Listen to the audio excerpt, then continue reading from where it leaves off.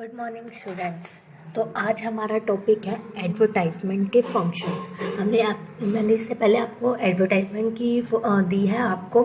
तो उसके बाद ये उसमें सारा एडवर्टाइजमेंट के बारे में बताया है, कैसे कैसे क्या एडवर्टाइजमेंट होता है, उसके आगे टाइप्स क्या क्या हैं, मेट नीड क्या है, अनमेट नीड क्या है, उन सब के बारे में है। वो तो एडवर्टाइजमेंट का ही टॉपिक है। तो अब हम बात करते हैं फंक्शंस ऑफ एडवर्टाइजमेंट। इसके हमारे 3 पॉइंट्स बताए हैं कि मेनली 3 पॉइंट्स होते हैं एडवर्टाइजमेंट के। सबसे पहले primary functions, secondary functions and third is a social functions. तो फर्स्ट पॉइंट के बारे में बात करते हैं प्राइमरी फंक्शंस। इसमें हमारा सबसे पहला पॉइंट है मांग का सृजन करना, मतलब कि क्रिएट्स डिमांड्स। अब डिमांड कैसे क्रिएट होगी एक एडवर्टाइजमेंट में, जैसे कि इसके हम एग्जांपल दे सकते हैं कि जैसे कि मार्केट है, ठीक है, मार्केट में किसी चीज की नीड होगी सॉरी, जब मार्केट में किसी चीज की नीड होगी तो उसके अकॉर्डिंग रिक्वायर करेंगे कि हाँ हमें इस चीज की जरूरत है, मार्केट में ये चीज आना चाहिए। तो उस चीज को देख कर कि जिस चीज की कमी है उस चीज को देख कर ही एक कंपनी उस चीज का इन्वेंट करेगी या इससे रिलेटेड ये चीज ऐसे उनके लिए सेटिस्फेक्शन है। जब वो चीज बनेगी तो क्या होगा, उसकी पब्लिसिटी होगी।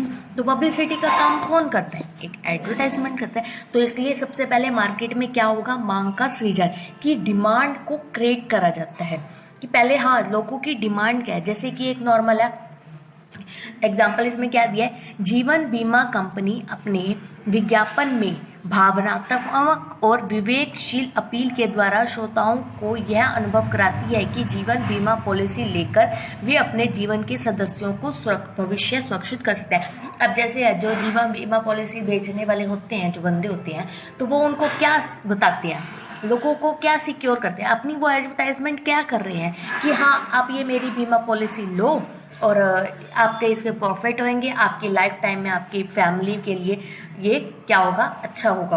तो ये क्या कर रहे हैं, अपनी एक एडवर्टाइजमेंट कर रहे हैं ना। नेचुरल बात है, लोगों की एक डिमांड है कि हाँ हमारी लाइफ खतरे में ना रहे, हम सेफली रहे, ठीक है ना। तो उसके लिए क्या है, लोग हमेशा ये चीज चाहेंगे कि हम पैसे भरें और हमें लास्ट में एंड टाइम में क्या मिल जाए कि बाई चांस हमारे पे बहुत सारे पैसे नहीं हो तो वो हमारे बैंक वगैरह या हमें वो चीजें अप्लाई कर सके, ताकि हमें उस टाइम पे जो हमारी प्रॉब्लम है उसको सॉल्यूशन मिल सके, ठीक है। सेकेंड पॉइंट इज नए उत्पाद का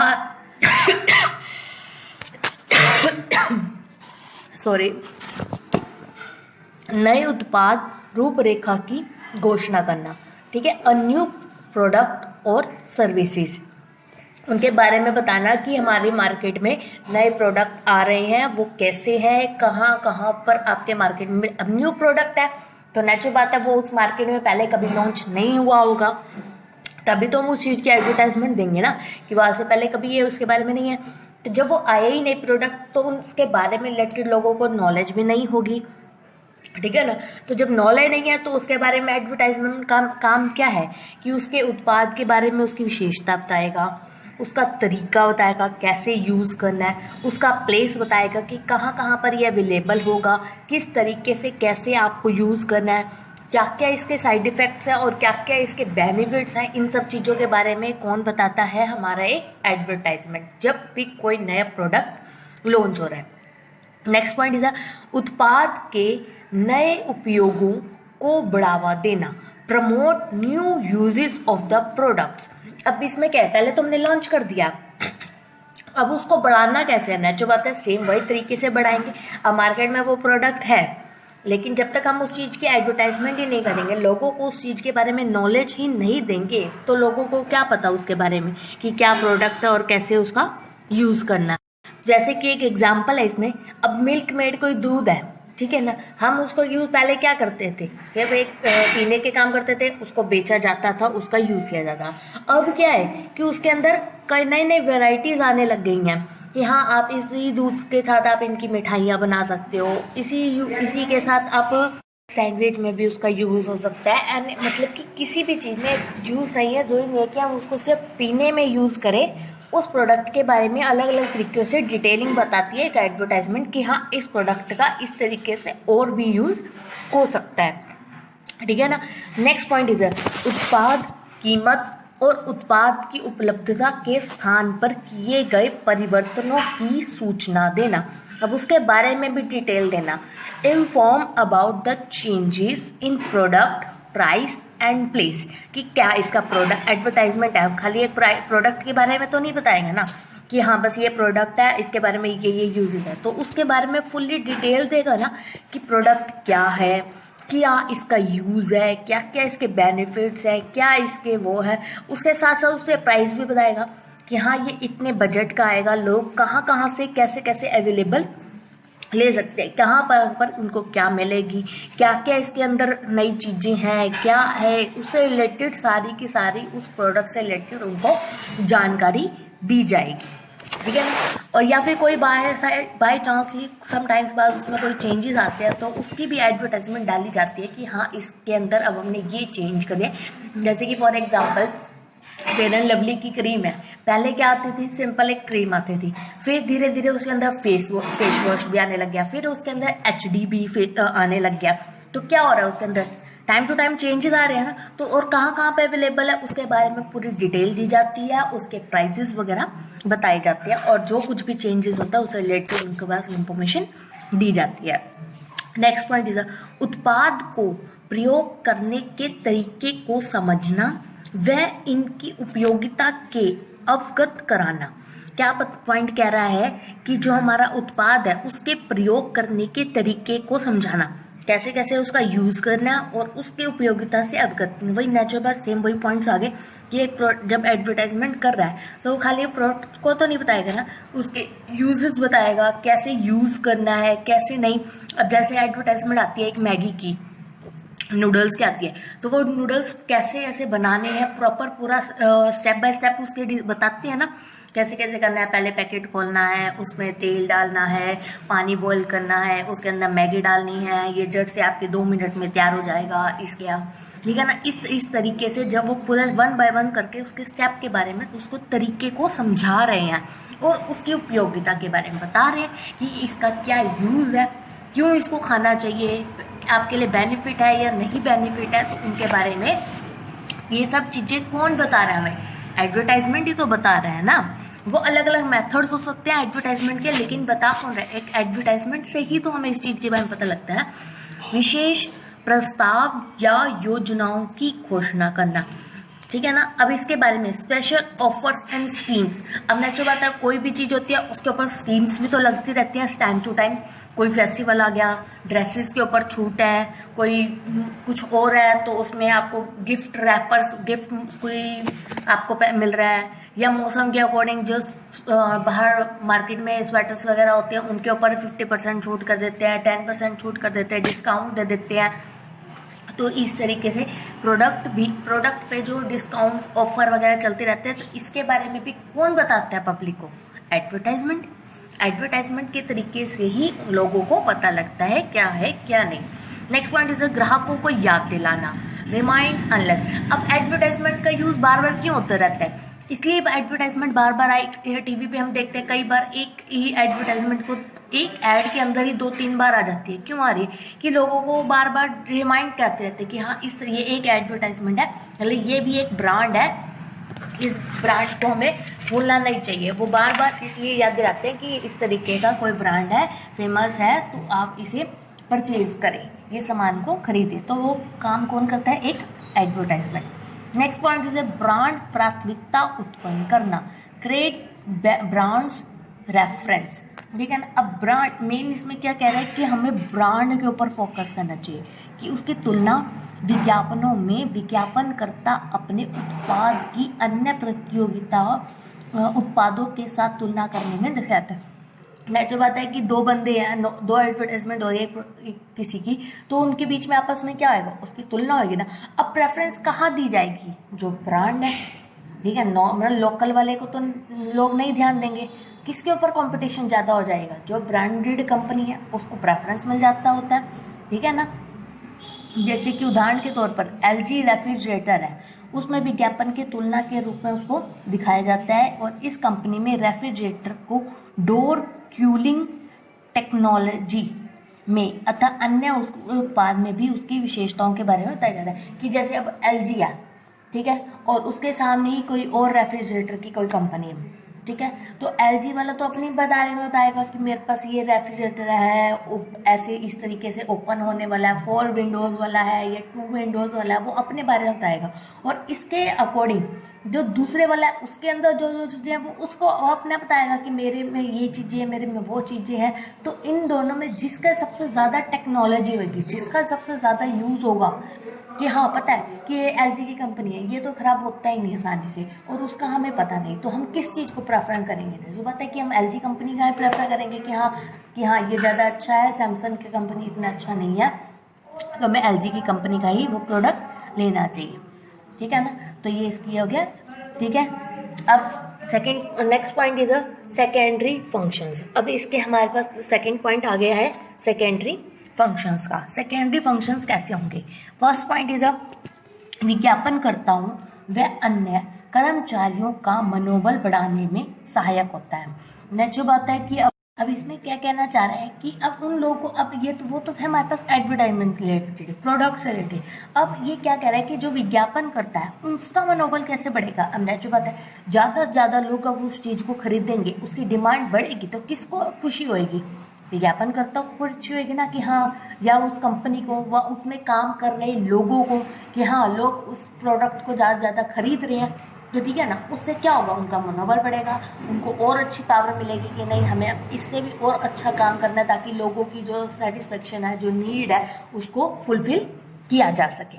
सेकेंड पॉइंट इज विक्रयकर्ताओं के लिए सहायक, सपोर्ट्स सेल्समैन। अब इसमें क्या कह रहे हैं कि कोई कंपनी है, वो अपने किसी प्रोडक्ट को एडवर्टाइजमेंट करती है, ठीक है ना, तो उनके लिए कोई एडवर्टाइजमेंट करना कोई उनके लिए ज़्यादा चुनौती भरा नहीं होता। क्योंकि क्या है, क्योंकि वो पहले ऑलरेडी फेमस कोई ब्रांडेड कंपनी है, ठीक है। अगर वो अपनी ही कोई और उसी से रिलेटेड कुछ और, जैसे पतंजलि है, फेमस है, ठीक है ना, नो डाउट। अब वो अगर वो जैसे पहले क्या, कहाँ से स्टार्ट करती, उसने एक टूथपेस्ट से, अब टूथपेस्ट से धीरे धीरे धीरे करके उसने कितने ऑयल्स बनाए, कितने फ्रूट्स बनाने लगे, कितने बिस्कुट बनाने लगी। तो क्या है, वो अपने अपने उसको बढ़ाती गई, उसके अपने एडवर्टाइजमेंट उसके बढ़ते गए, ठीक है ना। तो उससे क्या हुआ, उसको बाद में ज़्यादा वो तो नहीं हुआ ना कि हाँ मुझे हर प्रोडक्ट मेरा बिकेगा नहीं बिकेगा। उसे स्टार्टिंग पे फोकस किया कि मुझे अपनी जो कंपनी, अपने ब्रांड है, उसको ऊपर लेके जाना है। जब वो ऊपर चली गई, तो उसके बाद जितने मर्जी लॉन्च करते जाए, उसको इतनी वो नहीं होगी, तो उससे वो नेचुरल बात है कि वो प्रोडक्ट उसके बिकेंगे ही बिकेंगे, ठीक है। नेक्स्ट पॉइंट इज विज्ञापनकर्ताओं द्वारा छूट गए भावी ग्राहकों तक पहुंचने में सहायक होता है, help to reach customers left by salesman. इस पॉइंट के अंदर आप क्या बात करना चाह रहे हैं कि कई बार ऐसा होता है कि सेल्समैन जो होता है वो हर जगह पर सबके पास पहुंचना, अवेलेबल होना बहुत मुश्किल हो जाता है। वो कुछ ही एरियाज में या कुछ ही जगहों पर ही वो जा सकता है, लेकिन वो ऐसा तो नहीं कि पूरी की पूरी कंट्री के अंदर वो एक पर्सन या वो एक पूरी टीम हर जगह पे जा सके। नहीं हो सकता ना, कि कई बार डिमांड्स ऐसी जगहों से भी आ जाती है जहाँ पर वो सेल्समैन नहीं पहुँच सकते अपने प्रोडक्ट को बेचने के लिए। तो उसके लिए अब क्या कर रहे हैं, तो एडवर्टाइजमेंट करते हैं ना, कि न्यूज़पेपर्स में, टीवीज़ में, एक्सेट्रा में, हाँ ये प्रोडक्ट है, इस जगह पर आपको अवेलेबल है, इस स्टोर से, इस शॉप से आपको ये प्रोडक्ट आपको मिल जाएगा। तो उससे क्या हुआ, हमने एक एडवर्टाइजमेंट करी और उससे हमें बेनिफिट मिल गया, ठीक है। नेक्स्ट पॉइंट इज कुशल कर्मचारियों को आकर्षित करने में सहायक होता है, help to product the better employments.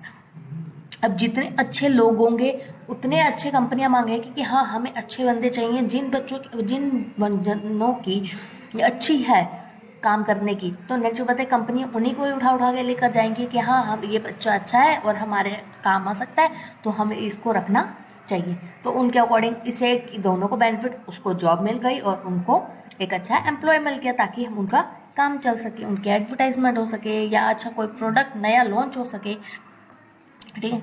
Next point is डॉलरों और स्कॉटकिटों के स्थान की जानकारी देना और उनकी मदद करना, ठीक है। Location of deal and stocking and supporting them.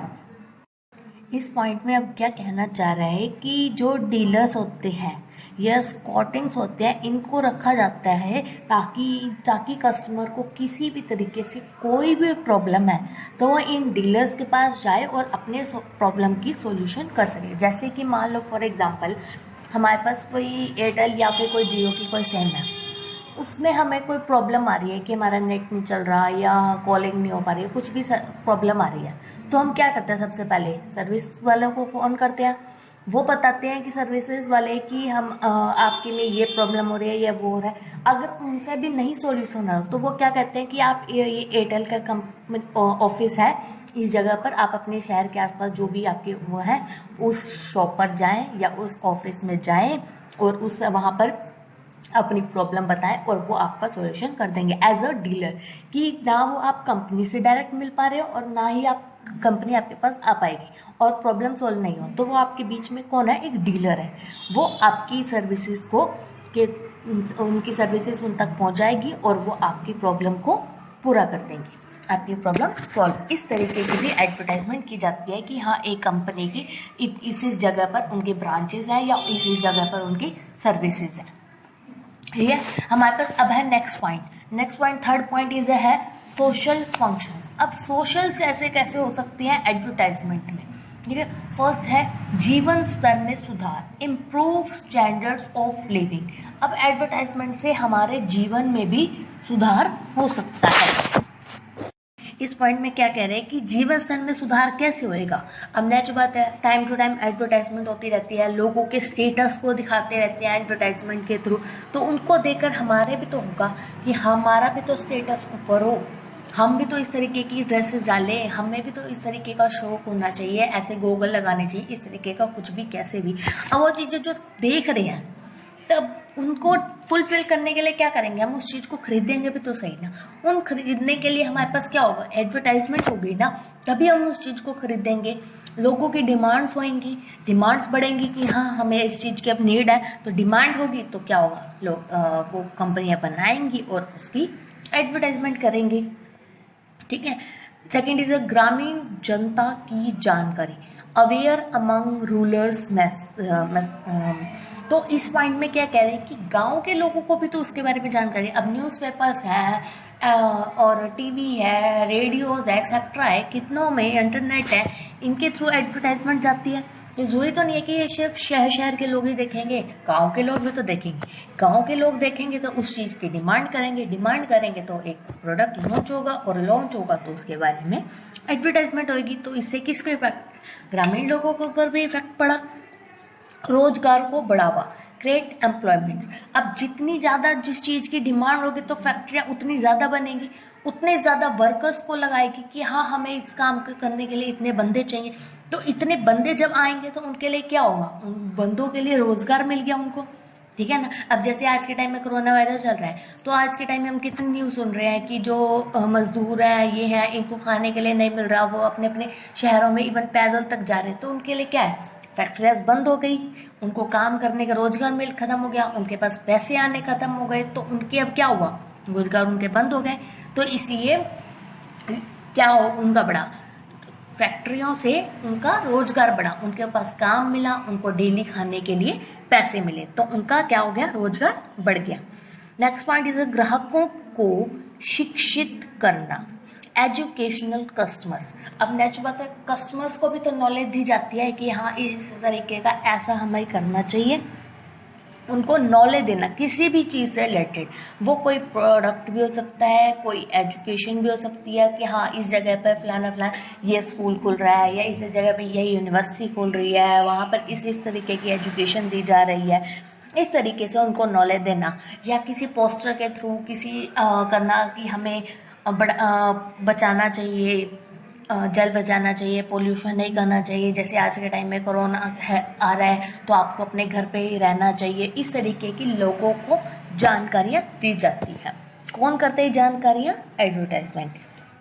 Next point is सामाजिक समस्याओं के समाधान में सहायक, help to solve the social problems. अब ये हमारे सोशल प्रॉब्लम में भी हमारी सहायता करता है। कैसे करता है, जैसे कि भ्रूण हत्या में, लिंग भेद में, नशीले दवाइयों का सेवन करने में, शराब खोरी में, तंबाकू में, दहेज प्रथा में आदि। इस तरीके के जो टॉपिक्स होते हैं उस पर टाइम टू टाइम एडवर्टाइजमेंट होती रहती है, या बेटी बचाओ बेटी पढ़ाओ पे इस तरीके के पोस्टर्स जो हैं या बैनर्स हैं वो निकलते रहते हैं, ताकि लोगों को जो हमारे सोशल में प्रॉब्लम्स हो रही है, रेप वगैरह होते हैं, इस तरीके के टॉपिक्स पे एडवर्टाइजमेंट होती रहती है, ताकि लोग इस चीज़ से अवेयर हों और ऐसे काम नहीं करे। तो इसका काम कौन करता है, एडवर्टाइजमेंट, की हमारी जो समाज की बुराइयां हैं उनको दूर करने का। नेक्स्ट पॉइंट इज घातक बीमारियों के बारे में जानकारी, अवेयर्स अबाउट द डेंजरस डिसीजेज। बुरी जो बड़ी बड़ी कोई बीमारी आ रही है तो उसके बारे में भी हमें सबसे पहले कौन बताता है, एक एडवर्टाइजमेंट। जैसे अभी कोरोना के बारे में जो आई थी, लोगों की किसी को कोई नहीं पता था, इवन 13-14 तारीख तक लोगों को पता ही नहीं था कि ऐसा कोई वायरस भी है। जब से स्कूल कॉलेजेस वगैरह बंद होने लगे उसके बाद से लोगों को थोड़ा थोड़ा पता लगने लगा कि हाँ ऐसी कोई बीमारी आ रही है और वो इतनी घातक है कि उसको ये ऐसा ऐसा कर रहा है, इस तरीके से वो फैल रहा है। तो ये क्या है, लोगों को बीमारी, घातक बीमारियों के बारे में भी जानकारी कौन दे रहा है, एक एडवर्टाइजमेंट। जैसे कि इसके अलावा पोलियो है, एड्स है, इन सब बीमारियों के बारे में भी हमें जानकारी किसने दी है, एडवर्टाइजमेंट। नेक्स्ट इज सरकारी सूचनाएं देना। अब गवर्नमेंट के बारे में भी, अब समझ पे कोई गवर्नमेंट की वैकेंसी निकल रही है, या गवर्नमेंट ने इस बंदे को एम्प्लॉय रखा, इस बंदे को का ये रखा वो रखा, तो गवर्नमेंट से रिलेटेड भी हमें जानकारियां कौन दे रहा है, एक एडवर्टाइजमेंट। अन्य सामाजिक कार्य, अदर सोशल फंक्शंस, इसके अलावा और एक्स्ट्रा फंक्शंस भी होते हैं, जैसे नेत्रदान, रक्तदान, राष्ट्रीय एकता, सांप्रदायिक एकता, इन सब के बारे में, या यहाँ पर आज वोटिंग हो रही है, या इससे जो हमारे समाज से रिलेटेड है इनके बारे में भी कौन दे रहा है हमें नॉलेज, एक एडवर्टाइजमेंट। अब एडवर्टाइजमेंट जो होती है वो जरूरी नहीं है कि खाली एक तरीके से हो, वो किसी भी तरीके से कैसे भी एडवर्टाइजमेंट हो सकती है, चाहे वो न्यूज़पेपर है, चाहे वो टीवी है, चाहे वो रेडियो है, चाहे वो इंटरनेट है, चाहे वो सोशल मीडिया है, चाहे वो सोशल मार्केट है, चाहे वो किसी भी तरीके से आपके पास उस प्रोडक्ट से रिलेटेड उस इंफॉर्मेशन है, कोई नॉलेज है, पॉलिटिकल नॉलेज है, कोई सोशल इंफॉर्मेशन है, कोई किसी भी तरीके से कोई भी इंफॉर्मेशन आपको एडवर्टाइजमेंट से मिल सकती है। Okay students, thank you.